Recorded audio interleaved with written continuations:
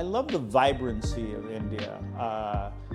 India is a multi-faceted assault on your senses. It's got, in the West, there's, sounds are muted, smells are muted, colors are muted, and you come to India and people are wearing orange and purple, and it's loud and it's vibrant. So I love that I wake up in India and it's vibrant. You never know what's going to happen, but it's going to be interesting and exciting.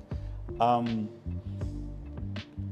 guess, like many people, including many Indians, the remnants of the license Raj can just be unbelievably frustrating, to where you get into catch-22s where you need to have this permit to do that, but in order to do that you need to have this, in order to get this permit you need to have this other thing, and so the bureaucracy. That said, I lived in India and then I lived in Britain, and I realized, oh my gosh, you people learned it from the masters of the catch-22.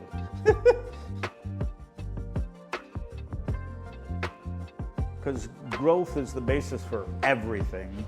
Every good thing that India wants to achieve can be easier achieved with growth than without. One of the ways that I'm different than many of my colleagues is wherever I've lived, I go to church. And since I go to church, I interact with people who are local, and it just gives it. I just see the dramatic transformation that a growing economy makes in people's life, because I come, I live with them, I make friends with them, and then I come back. And so I have a friend I was friend with in India in 2004, and when I came back in 2020, he was living in a beautiful new house, whereas I went to his apartment in 2004 and it wasn't anything. So that's the kind of thing that you see, the transformation it makes, and his kids are now attending university in ways that would have been impossible for his parents to even imagine providing him with that benefit. So it just transforms people's lives.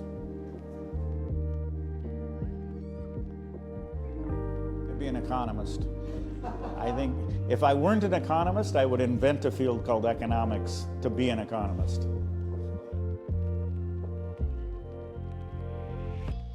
When I was like 16 years old, I read a book by Henry Hazlitt called Economics in One Lesson. And I thought, well, this just seems like common sense way to think. I turned out, I only discovered like 30 years later that Henry Hazlitt is a starter drug for economists.